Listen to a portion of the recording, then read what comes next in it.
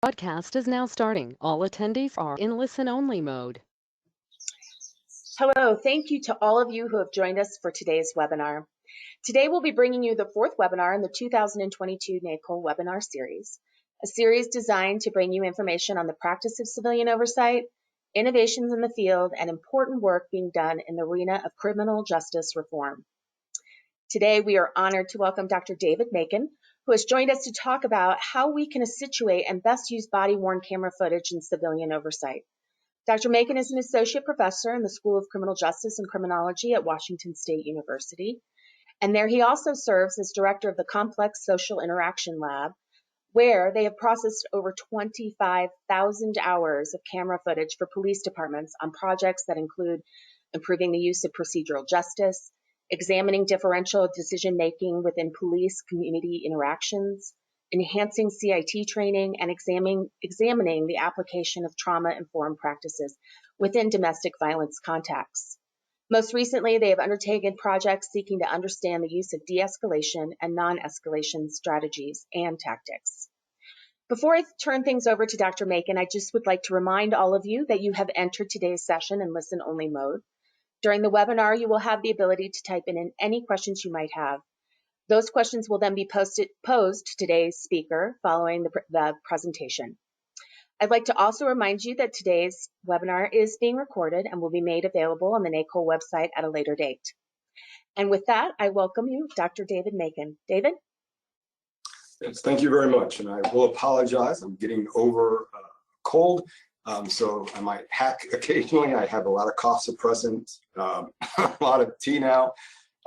So I just wanted to make everyone aware of that. And it might not sound the best. So I appreciate certainly the opportunity to speak with you all, really highlight some of the work that we have been doing out here at Washington State University.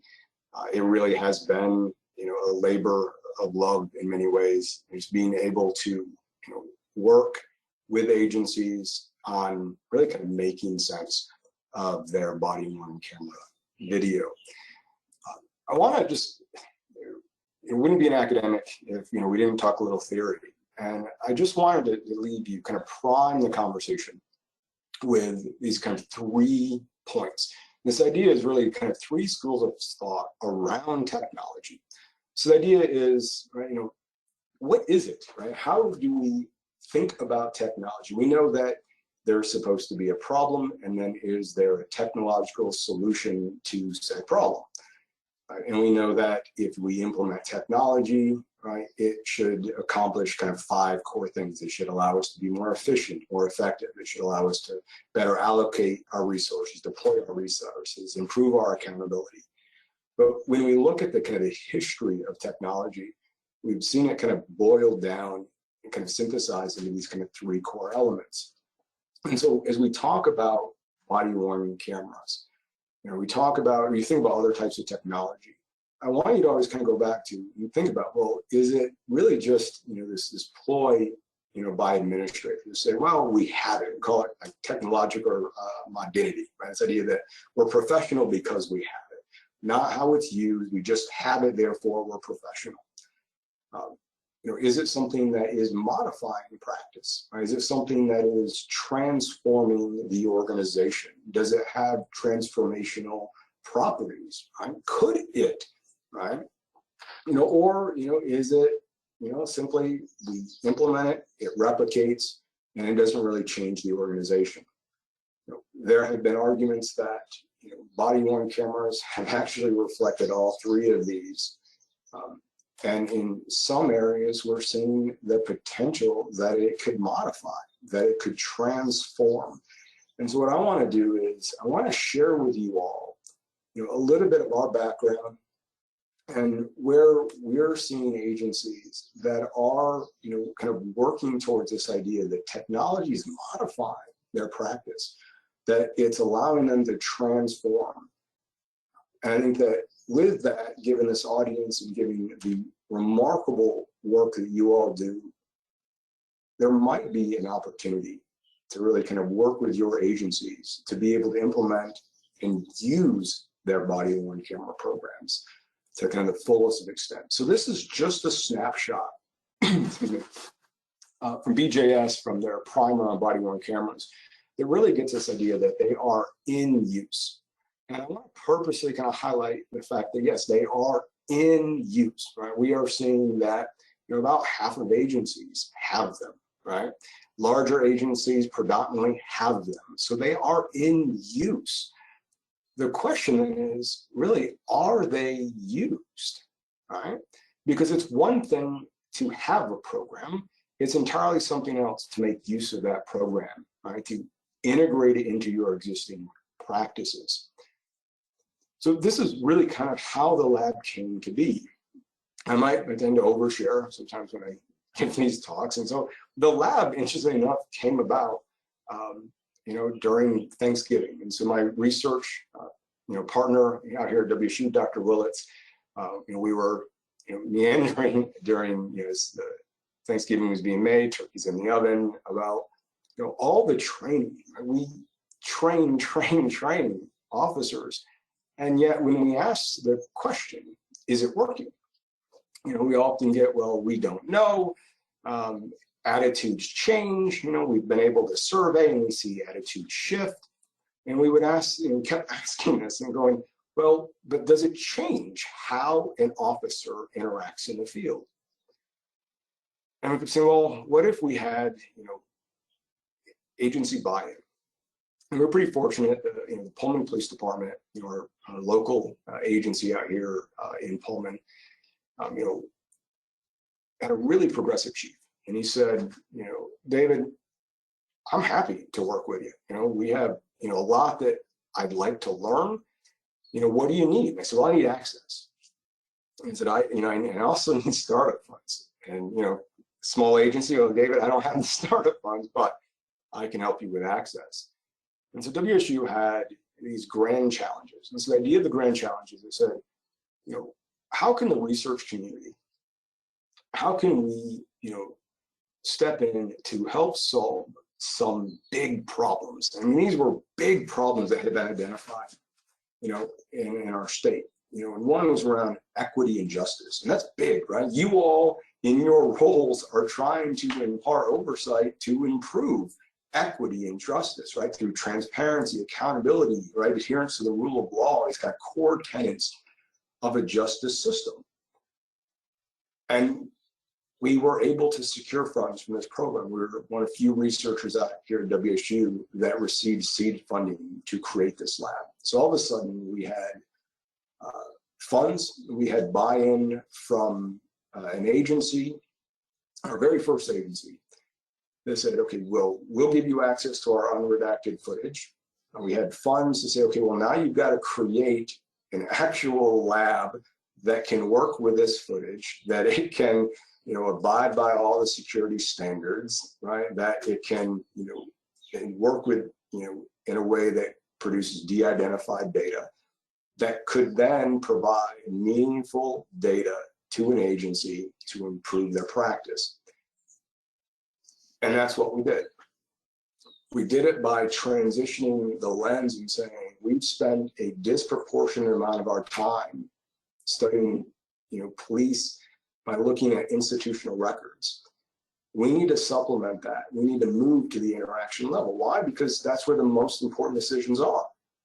Right? Very often that are made, it's that officer in that interaction who makes this decision. And we also knew that agencies weren't using the footage. I mean, you look at the, the reports, that Cynthia Lum and the beautiful meta-analysis that her team produced, the work that Mike White has done, out of ASU and others that, we had over a decade of body-worn cameras that have been in use. And across all of this research, what we've seen is that very few are actually using their footage. And why? Well, they didn't have the resources. So what we did is we said, okay, well, what if we become that resource? And so I want to give you just kind of a snapshot. We have been incredibly fortunate to build, from the foundations of the Pullman Police Department, agency with, 30 plus sworn, relatively smaller agency. And from that buy-in, we were able to add 3 large police departments. I think we have 3 small, we now have 4 medium police departments.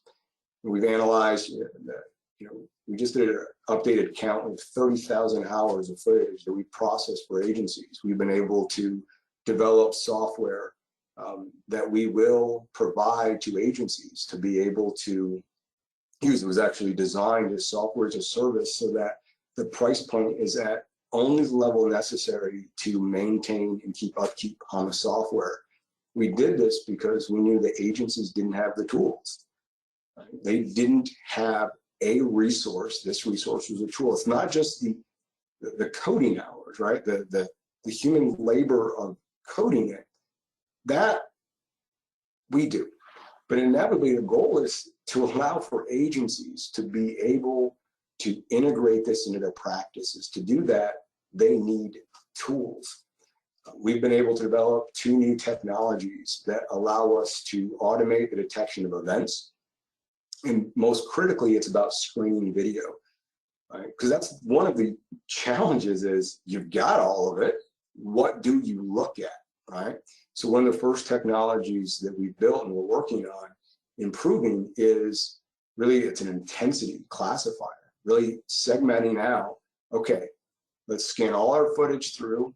I really want to look at those that are intense, and we'll set aside the non-intense for now. The idea is just trying to categorize the video.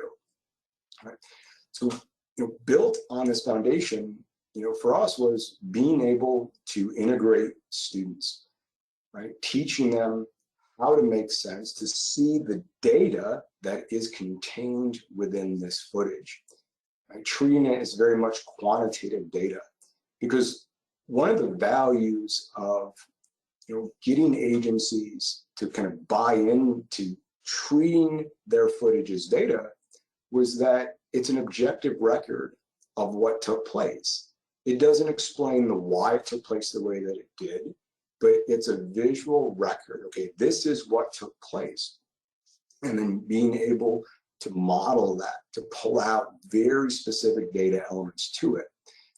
So when we approach agencies, and I kind of have a question to start, and then I'll have a question for you all as we,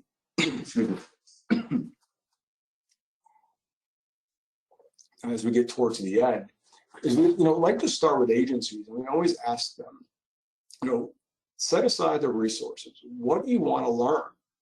And I think there's something very powerful in being able to take a step back and think through, if you could, pull out data from the video of your officers, what would you want?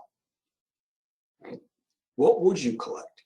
And this takes agencies, and this is probably one of the toughest questions, because they haven't really thought about it. And because it requires reflection. It means you have to take a step back and go, okay, well, what are we good at? And you're all familiar with the good, better, best exercise. So that's, what do you want to get better at?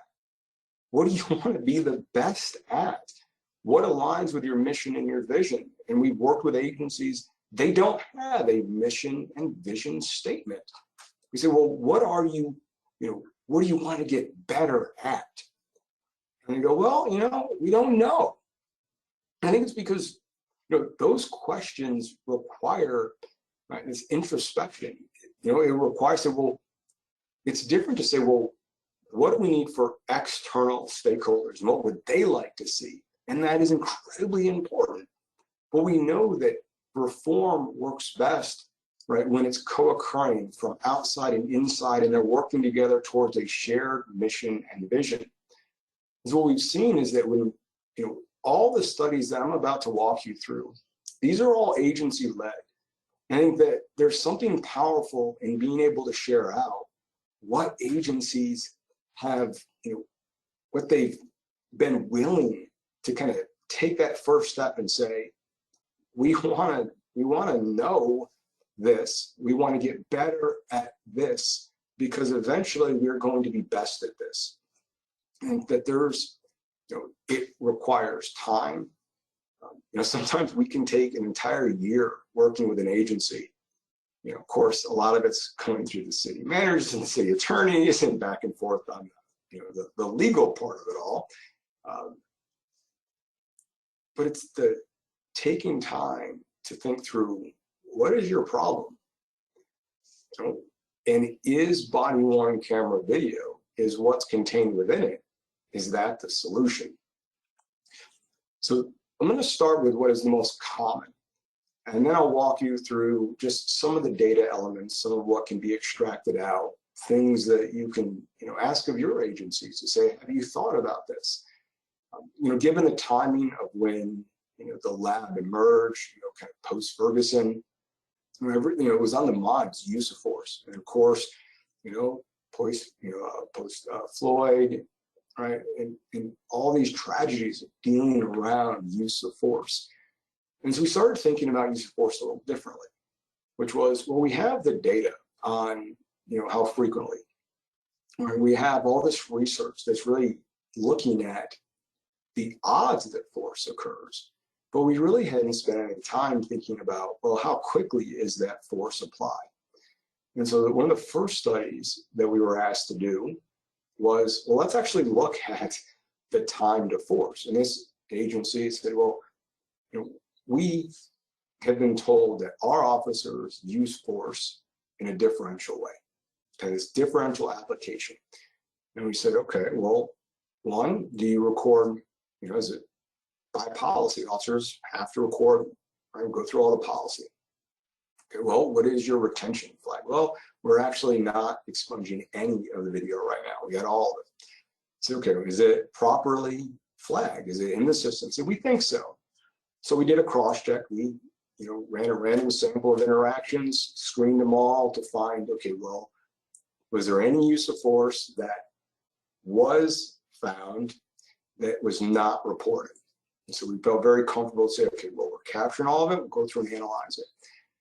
And so we were able to look at, how quickly in that interaction does an officer use force? What's the context of it? How does that relate to officer, the suspect or the person of interest injury? We're able to look at, for the agency, the duration of applied force. If an officer reports using a certain technique, what is the duration of that, right, that application of force?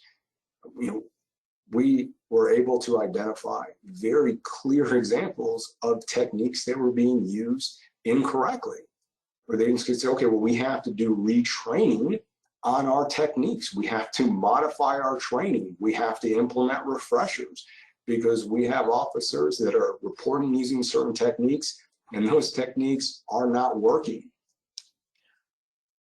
From that, there's a lot of value.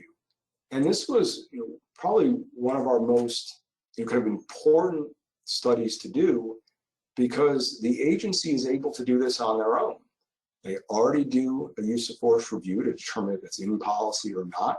So this was a matter of saying, okay, well, when you do this, right, you have the video, you're going to review the video. Well, why don't you also, at the same time, extract out the following? Right? So now your use of force review will create an objective record, right, of how quickly in that interaction is force used, and the duration and the type, right? All right in the video, it's embedded in the process. So now you're talking about integrating body-worn camera video into an existing practice and extracting out data from within that video that is now meaningful for the organization. The next, well, I guess I should say not the next one we did, but a project that came about, and these are all agency-led. So these are agencies, their ideas, and we work with them to figure out a way to extract the data out of it. The KPIs are the most challenging, and I'm going to come back to this one in a moment. But the idea of the KPIs, it's like, okay, well, what is the expectation that in every interaction that an officer has, right, involving a criminal complaint? So if they initiate a contact, so we're not talking about if an officer decides to, stop at a park, right, or shoot some hoops, right, or goes and has a contact and coffee and meets with a group. They weren't talking about that. We're saying, if an officer has a suspicion of a criminal complaint, right, a code violation, right, what should every officer do? Right? So we're trying to generate, build with the agency these kind of KPIs to say, okay, well, if an officer engages in a traffic stop, what are, these 5 things that every single officer needs to do? This takes the most time because what we've seen is that most agencies don't have this. So how do you know if an officer is within standards? You go, well, what's your policy? It requires them, and so we bring their policies out, we go through them and say, okay, well, what would you expect an officer to do? Right? They can tell you lots of things that they should not do. Right? Incivility, as an example, right? Using directed profanity. These are all things, right, that you would expect the officer not to do. This is saying, okay, well, we can still have those in there, those can be detracted, but really, what should that officer do in every interaction? And this is what I would ask of you all to, think about the agencies that you work with, right? Do they have, a scoring sheet? Do they have some type of performance review that is about at the interaction? And we've seen a lot of agencies that have these wonderful review sheets for their FTO, right? So during the FTO, PTO, right, the trainee gets evaluated, right? So they have the interaction, or kind of, do they do this? How did they talk over the radio? Were they able to actively listen? And they kind of score them on this Likert. And the hard part for agencies here is saying, this isn't a Likert, right? There's still a time and place for this. This is an objective record of, in every interaction, you expect your officer, and they can vary. So, a domestic violence interaction might have a different set of KPIs, and it does, in fact, and I'll talk about that in a moment. But the idea here was, objectively, what do you expect every officer to do? Like, pick 5, like, what are the 5 things that need to be done? 10 things, we're building an instrument. And so we built a few of these over the years. And I think this activity is incredibly powerful because, again, it asks the agency to kind of have this introspection, say, it doesn't matter, right, all of how well they do these things. That can come later. First thing we have to agree on is, here are these 5 things that you are absolutely expected to do. And so I'll give you some examples. Introduce yourself. Here's who I am. Here's why I'm interacting with you. Right, so stating the reason for the interaction, right, explaining it, right, asking for input from the person. And we kind of think of this as elements of procedural justice. Right? This is kind of this transaction that's taking place. And most often we have agencies, they do kind of fall back to this. And yeah, I think that in every interaction, I expect my officers to state who they are, why they're there. Right? And so you can build out, it can be very, it can be 5, it can be 10, but this is the most challenging for agencies. The next study is, and this is one of our larger agencies, they had spent a considerable amount of funds on training, trauma-informed practices, where they really were trying to understand and kind of develop kind of an agency benchmark to say, okay, are our officers adhering to this training? What are they doing, right, when they interact in these particular domestic violence contexts?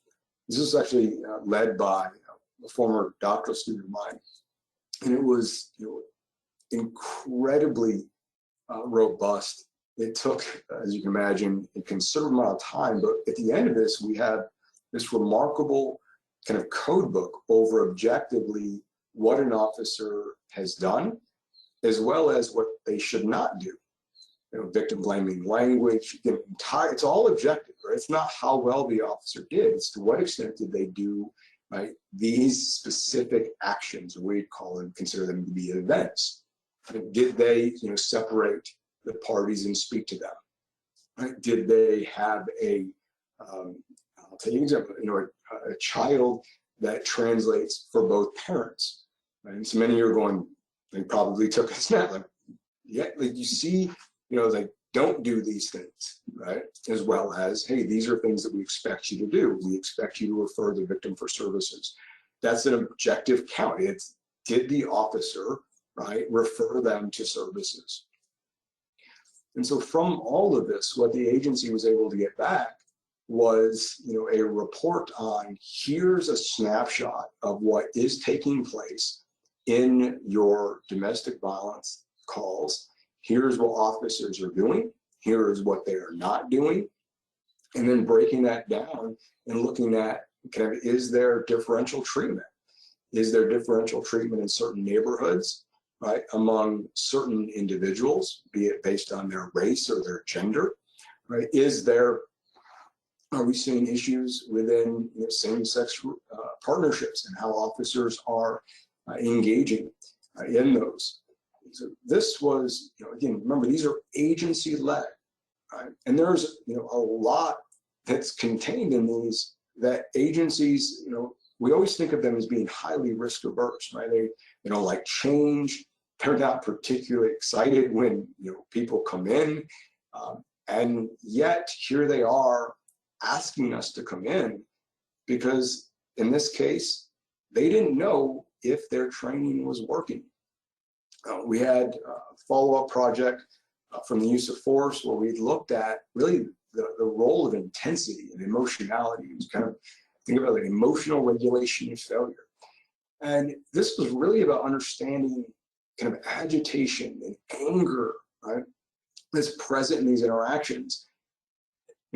This is kind of the precipice of being able to think about, de-escalation and non-escalation. But the first thing we had to figure out was, can we, in a very reliable way, in a valid and reliable way, figure out how to kind of quantify intensity within an interaction?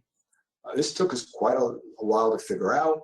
We were able to publish with it. We have others that are now using this. But what this did for the agency is they wanted to understand, what does it look like? Just the level of kind of intensity, emotionality that their officers are experiencing, the community is experiencing, and is it higher in certain areas? And what causes it? Do officers interact in certain communities? Are they just more intense?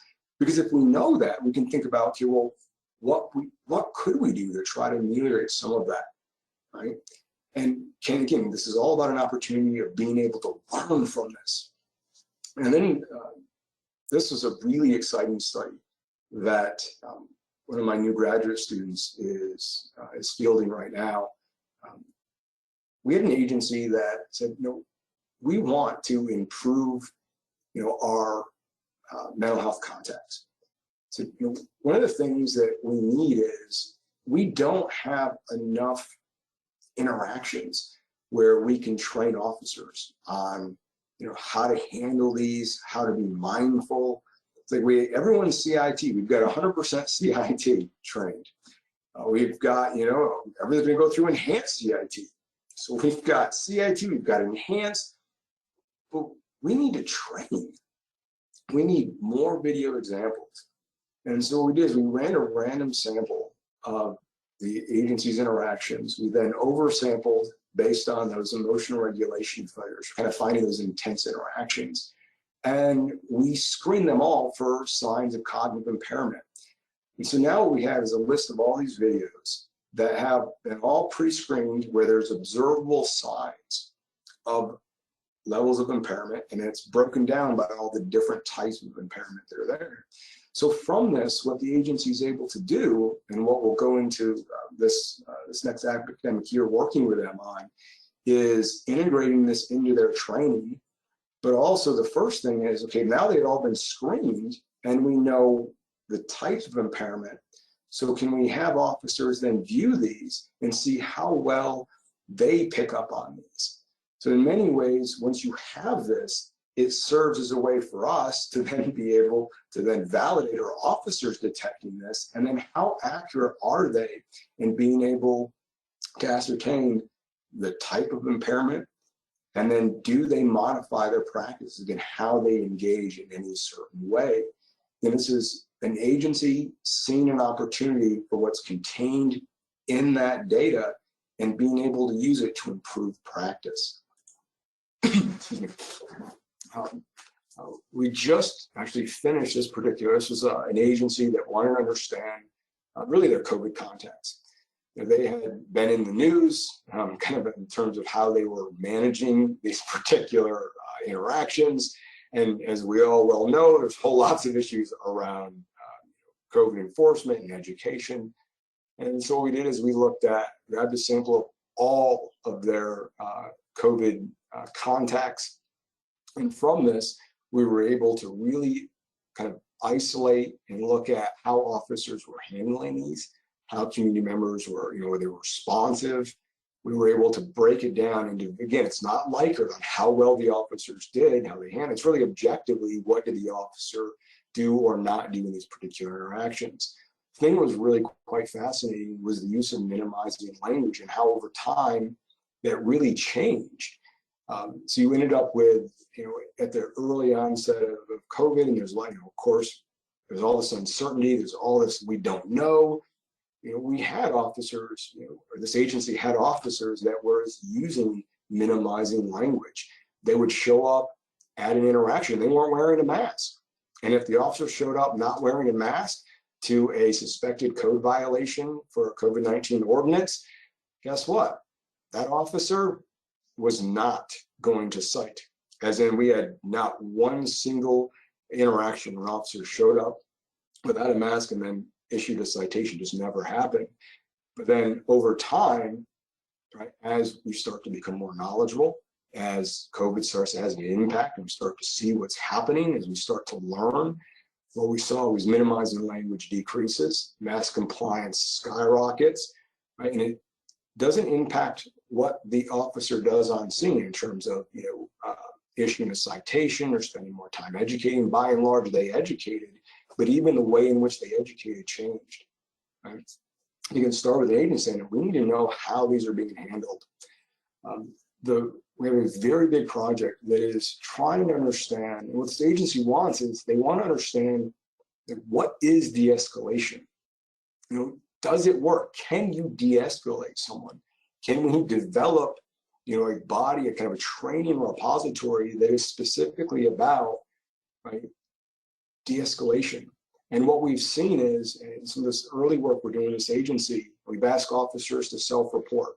So they've, identified interactions where the officer believes that they were effective at de-escalating. They, even we've asked for, any effort to de-escalate. It doesn't matter if it worked or not. Most often what we get are all the examples that they send us to say, yeah, they self-identify. Yep, I did it and it worked. And we're like, well, we also want it, the ones where you tried and and it didn't work. So the whole idea here is, we've been able to build out a repository, about 1,500 interactions, and we're going to continue to work through this to objectively try to understand, what does de-escalation look like? When does it occur? What is kind of these cause and effect mechanisms? It is, it's a very, it's a challenging project, and as I'll go into a little bit later, it's challenging because we don't have, a really good operationalization around what de-escalation is. But I think it's worthy to note, because you have an agency, this is one of our larger agencies, and we've got all this data, we've got all this video. There's got to be examples of what's working and what's not working. And if we can learn from that, we can now train our officers to say, hey, we know that in training, we're telling you that this works and it works. Look, like, this is what we're seeing work. Right? Focus on kind of learning from this. And this is a really good example of an agency. Is we've got this video footage. Okay, so now what do we do with it? And this other project, this was a fascinating one, because we get this quite a lot in the lab, is that agencies will go, do we tell people that we're recording them? And we say, well, what's your policy say? And say, no, like, we want to know is, like, should we? Like, should we and when should we? Right? And say, well, we don't know. And so this project really emerged as an effort to develop, a rigorous kind of evaluation. So, okay, well, if we tell people, it's really about if and how, right? And the idea is here, so what we've done is we've developed very, very brief script, which is essentially, letting people know that, this interaction is being recorded for them, right? And then, providing a card that actually details how they can get access to this recording. And so there's a lot to this particular project because we're trying to understand if we can get funding for it, does this process increase the request for videos? Because we do know that there is a resource burden that's associated with that. But the idea behind this, and we built this out with a few agencies, was, it's, if you think about Ariel's research, how, like, when you tell people has an effect on the interaction, right? So if it's starting to get really intense and you're like, well, I'm recording you, yes, that could be an agitating event.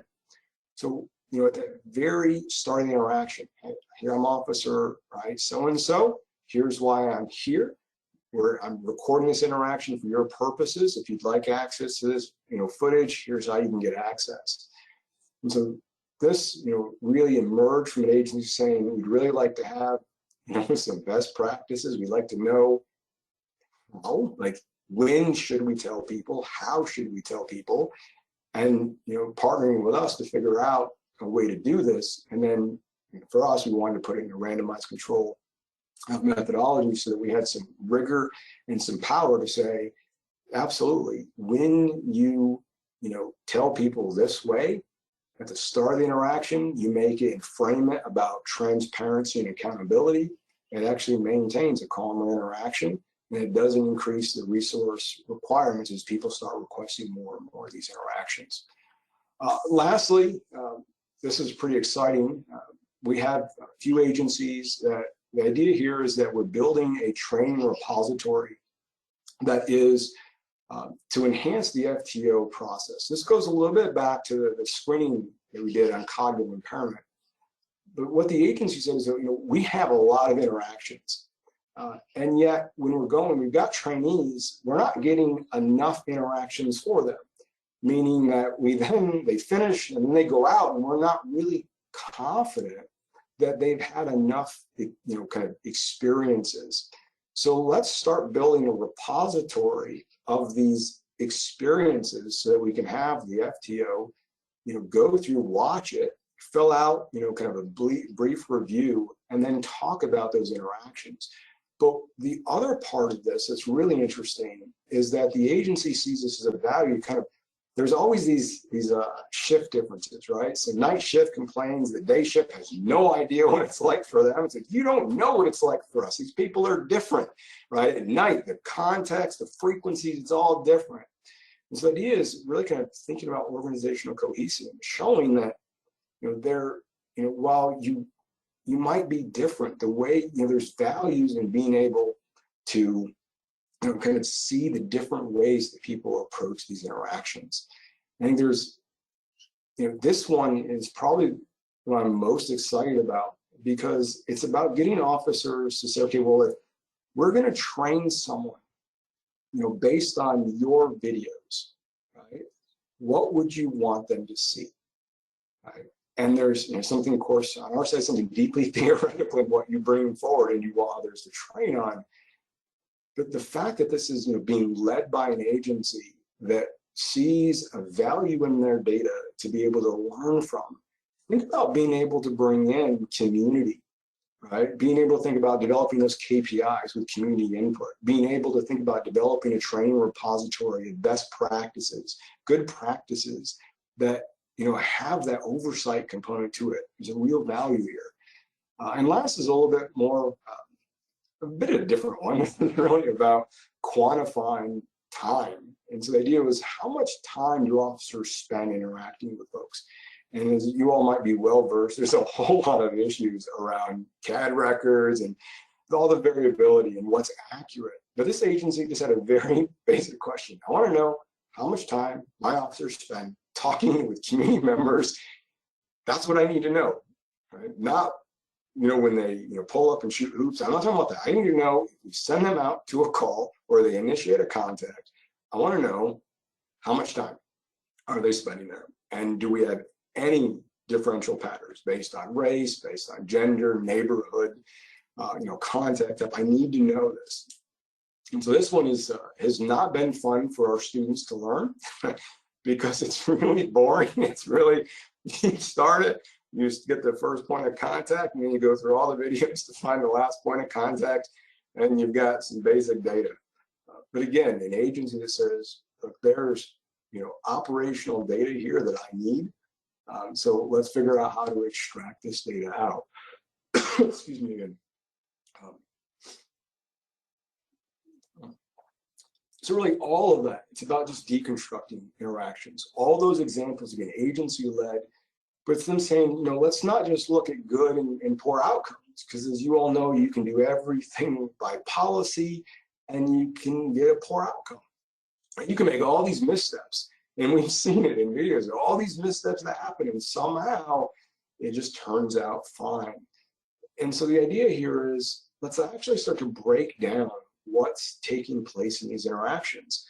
Right? Let's see what's objectively taking place, pull out those objective time points, and let's work with the agency to allow them to work with their officers to improve. Right? Again, what do they want to get better at? I was going through this, and I'm going to go a little quick because I want to have some time for questions here. We have a very labor-intensive process. We have custom software, there's all this stuff that we've done, and it tends to be a little intimidating for agencies. So we're telling them this, actually, you can do pretty much every single thing that we do with just Excel. Right? We have custom software that we've written. Why? Because we've got to do this with 25 students and make sure that we have integrated reliability for all of our measures, and so we can extract out data, right, as efficiently and effectively as possible. But at the same point for them, Excel works. Why does Excel work? Because it's just a matter of if something happened and when it happened. So really it's just a matter of when did this event, whatever it is. So this example, on use of force that I talked about earlier, we have, agencies, that unfortunately could not work with us, for whatever reason. And I said, well, how could we do what you do? And I said, well, just get yourself an Excel spreadsheet, have your normal metadata on the incidents, and just go through and extract out these particular data points, put them in your spreadsheet, and then go back, look at them, right? Have conversations around, right? When you just build some basic tables and send over, we have these emails we've sent over, like, okay, here's how you do it. Here's Excel, go to this step, build this type of table. Here's where you click. Here's what it looks like, right? It should look like with your data. And it's because they can do it, right? It's in the footage. They just had to figure out how to integrate it into their practice. And then you can get really kind of creative, right? Like you can start from this very basic data, right? You can look at, I have the Terrell and Zimmerman, this resistance force comparative scheme. This is what we have all of our agencies that are doing use of force projects. All of this now gets extracted for them. So they have, levels of resistance. They have the levels of force. We're able to find, right, if it's excessive force, how excessive is it? As well as, remember, now we've contextualized everything. Because what's often, we hear, and you all certainly have heard this, is the pushback that you don't know what it's like, right? And you're right, I don't. I wasn't there, but what I can do is I can say, look, we've accounted for nearly everything we can think of, right? We've got bystanders, were they present? Were bystanders approaching the officer? Were bystanders talking to the officer? What's the environmental noise? So was it incredibly loud, right? Is it on a street? Were there cars moving by? So we code for over 150 events that could happen in interaction. So once we've done all of that, and again, this is one of those things we're an agency probably not going to do. We just need to get them to start here. But once you have all of this, it's incredibly powerful to say that yes, when you are interacting in this neighborhood, right, and this is the demographic characteristics of the person you're interacting with, right, you are 4 times more likely to be higher on this comparative scheme, that your officers do use excessive force. And that's accounting for all of this. And we've done that with agencies, and we've given them those results. And that's incredibly powerful because it's objective data, right? Again, this isn't an assessment of how well we think they did. This is an abstraction, a deconstruction of objectively what took place, when it took place, and how it took place. And I will also add, we do collect obstruction. So if we can't see and we can't hear, we quantify how much time that takes place, because that is really helpful to be able to say, well, how confident are we that we've been able to see and observe all these events? We can quantify that up to say, well, in 5% of those videos, this is how much information is missing. So in general, this is some of the data the agencies can produce, we can produce for them. But that time to force, duration of force, I think is incredibly helpful. I want to get to the questions, so I spent a little bit of time talking about the procedural justice. The really fascinating thing about procedural justice is that you can break it down into a very objective record. And this is this is one of the KPIs for procedural justice that we put together with three or four different agencies, that they all agreed and said, absolutely, with an officer, initially, this is going to be for traffic stops. So this is everything they expect their officers to do. So we were pretty excited that we got these agencies to all agree and say, yes, this is what we expect our officers to do, as well as we also do not want to see them doing this. And so we collect all of these procedural injustice events, if you will. I already spent some time talking about de-escalation, so I won't spend too much time here. Suffice to say that really with these agencies that are working on de-escalation, we first started with trying to break down, what are we seeing in research, what are we seeing in training, and then building from that.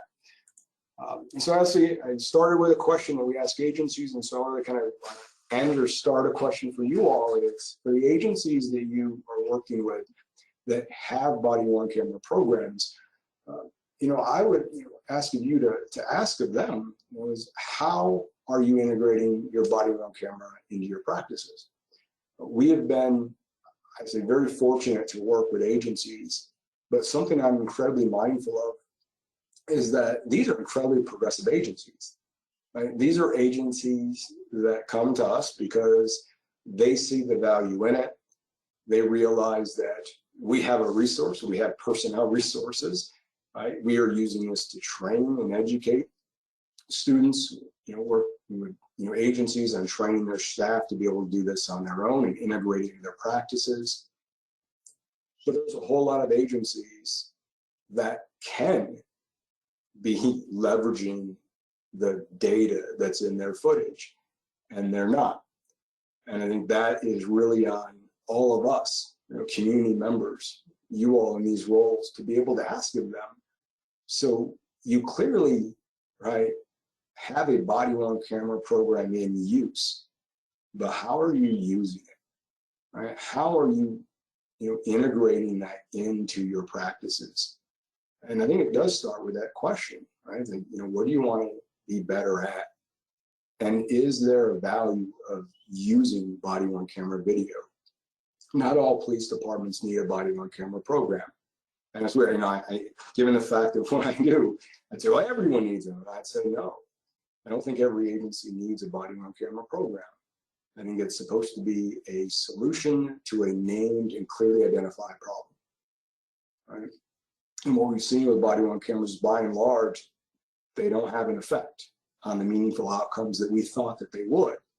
I'd argue, and I continue to argue, that the way that we leverage body-worn camera programs is we have to integrate them into practices. We have to develop new practices for them, because there is a wealth of data that's contained in here that will allow for improving training, improving risk management, right, by way of supervision.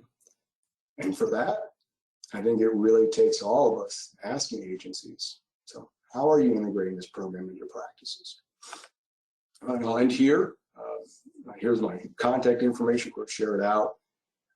And again, just thank you for allowing me to be here. And again, I apologize that I sound like this. I didn't cough as much, which is really wonderful. And I appreciate you all for your time. Say that. Thank you so much, David. Thanks for being able to get through that with trying to suppress a cough at the same time. I'm just gonna, if you don't mind, I'm gonna leave your contact information up while we do the questions. And we Absolutely. Great. We do have some questions in the queue already. The first one we have is, have you done reviews of how officers are complying with their regulatory policy on body-worn cameras? For example, if officers are using the cameras according to policy, turning them on when they are supposed to, etc. We have. I think it's a really fun one to do for agencies because you can show them how to do it. And this is one they can do it on their own, right? So they have the record of what's recorded. They have their calls for service or their CAD data that's there. And so we've worked with agencies, show them, okay, well, here's these 2 data sources, download the Excel spreadsheets for them, and then you can run a very quick query to get a compliance rate. And you can say, well, how compliant are officers in that we have a match? We have a video record that's associated with this particular contact.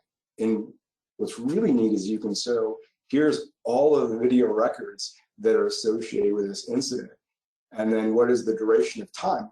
All of that, depending on the body-worn camera manufacturer, should be readily available in an Excel format. And the CAD records, by and large, are Excel, can be imported in Excel. And then you just simply compare those. So yes, I think it's a very common one. And honestly, I don't know how frequently agencies do those audits. I'll say that most of the agencies that we talk with, at least our agency partners, they weren't doing them regularly. I think it's just they didn't really know quite how to do that. And then if you do, okay, well, what do you do with that particular data? I'm always telling them, look for differential patterns, right? Like, does it vary based on contact type, right? Is there a certain threshold that's acceptable and what's well below that threshold? And then having conversations around that. So there might be a reason that they, a particular, interaction has less likely to be recorded, or there's simply less video that's attached to it. There might be a reason for that. There might not be. First thing, you need the data. And body-worn camera data has a tremendous amount of metadata that's embedded in it that we're able to leverage, but it's not universal. There's no standard with that metadata, which is incredibly difficult to work with. Great, thank you for that. The next question we have is, how would you suggest incorporating consent decree requirements into this process, especially when findings are geared around excessive use of force? So I think there are good examples what Seattle did with their body-worn camera program. That with their consent decree, they said, you know what, we're working with justice. We're going to actually look at the footage. We're going to go in and we're going to extract out as much information as we can to be able to see how well aligned that is. I think that if you have a consent decree, you have body-worn camera video, is there, working with a monitor, having those conversations around, okay, well, objectively, what should we be extracting out of these interactions? What should an agency be required to extract out of those? Something that I think is incredibly important is those time elements, right? That resistance, right? Comparative scheme that was there, that absolutely has to be extracted out. And then incredibly so compared to what's in the incident narrative, right? Because what you're looking for is, okay, here's what we've been able to readily observe, and of course, quantifying how much we couldn't see, audio distortions, right? Visual obstruction, jacket over, all those things. Here's how congruent these two pieces of information are. And it's powerful for the community as well to say, well, we have, 9 out of 10 times it's deemed in compliance with use force policy. Well, what does that really mean? Right, so I think that's, hopefully I answered that the way that you're looking for. But I think that, it's really about saying, well, what should be extracted out? One of which is you've got to look at these things. We've seen agencies that they don't, right? It's like there is no requirement to look at it. They could simply go through, read an area, talk to the officer, and be fine. I think at some point, if you have it, you got to have a record that says this was reviewed by this person at this time, and here's what they were looking for. Great, thank you. The next question is, where have you seen higher variance in behavior, across agencies or across officers in an agency? Oh, that's a wonderful question. So right now, many of these exist in silos for the agencies. Given confidentiality, we don't try to bring them up. This study we're doing on procedural justice and traffic stops is really the first where we're going to be able to have the agencies see exactly how they compare to each other. I would say that having spent a lot of time watching, I think it's really within the agency, it has been rather kind of intriguing to see how different officers handle interactions, both in their tone, objective. Remember, so we model objective events, and you can see variations on how much time they spend interacting in the community. We just finished a project where we did see neighborhood kind of differential effects based on neighborhood. So I mean, as officers were going to, as they go into certain neighborhoods, they do interact differently, and community members interact differently with them. I think that we often will say, well, of course that's a thing. We've always kind of known that. Do you realize how powerful it is to be able to measure that objectively in data and be able to say, yeah, there are differential effects based on the neighborhood. And so now you know that. Then it's a matter of saying, okay, well, what can ameliorate that? Right? How can we improve the interactions in those communities so that they are less kind of confrontation, right? That officer's tone is not different, right? So how you interact with people, right, is, and, very procedural just, very, equitable, and dare I say the word polite, that how the officer interacts in those communities. Yeah, I think that's by and large what we've seen. But, ask me that again after this next academic year when we're looking at these 4 different departments on procedural justice. This is pretty exciting because it's a mixture of small, medium, and incredibly large, really trying to get a sense of just what does it look like. Thanks for that. That's incredibly helpful. So I think we have time for a couple more questions. The next one is, you mentioned what the 5 things an officer should do. Introducing self, state the reason for the reaction or the interaction. And then the question is, what was 3, 4, and 5? Oh, Polly, so they vary always, right? Okay. If I can go back to this one, I think this is the one that we had all the agencies agree on. And so I really like this one, right? The downside is we don't want this to be like a script. This is really just kind of, introduce yourself, right? Are they, these agencies all agree that the officers have to say, policy says you have to tell the person that you're recording them, telling them, here's the reason, right? Asking them, for, input. Do they have any questions? Right? So this is what we put together with these different agencies. And I will add that this isn't really kind of a complete sequence, right? So we're looking at when all these things occur. And I think what's really important about this is that because we have the time that all these occur, some of the work that we've done prior, we've seen these elements of procedural justice. Remember, they're procedural justice, and they all occur at the end of the interaction, not the beginning. And so for us, we go, well, that's not procedural justice, right? Like, if 10 minutes in the interaction, you tell me why you're interacting with me, but the whole time I've been asking you why, and you're not going to tell me, you're reluctant to tell me. So this was really about being able to get the agencies to all agree, this is what we believe all of our officers should do.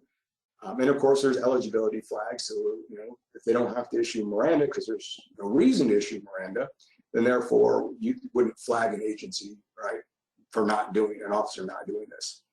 But this was the list that we inevitably were able to put together to get the agencies.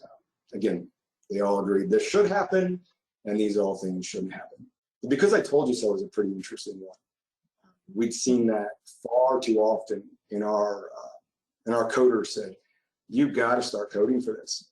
We're seeing this, it really shouldn't be happening. So we added this in, and our agency partner said, yeah, we really don't want officers doing it, yet we do know that they probably do. So. Great. Well, with that, I think that we are at time and unfortunately are not able to take any more questions, but there are quite a few in the queue. So I'll forward some of them on to you, David, hopefully for some additional clarification for people. Just from seeing the questions and the interaction on my side of things, it looks like this has been incredibly helpful to our attendees. And I really want to thank you for joining us today and sharing what you're doing at the lab and your insights on this. This is incredibly helpful for the oversight community and law enforcement community. So thank you for that.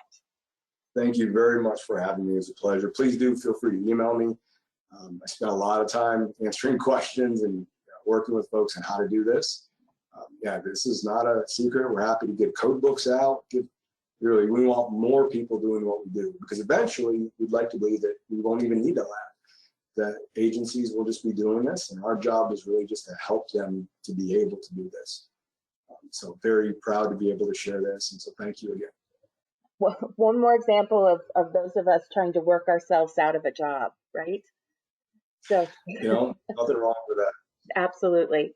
So again, thank you. And just for those of you who are still with us in the audience, I want to remind you that our next webinar in the 2022 series is on August 16th, when we'll welcome Tracy Mears and Jorge Camacho from the Yale's Justice Collaboratory to discuss their work to define state and local authority as it relates to the goals of police reform. Also, please don't forget that registration for our 28th annual conference is now open. The in-person portion of our conference will be held September 11th through the 15th in Fort Worth, Texas. This year's conference will also include 3 one-day virtual components, and more information on the sessions, the schedule, all can be found on NACOLE.org. Thank you again, and I look forward to seeing all of you at our next training event. Thank you. Thanks again, David.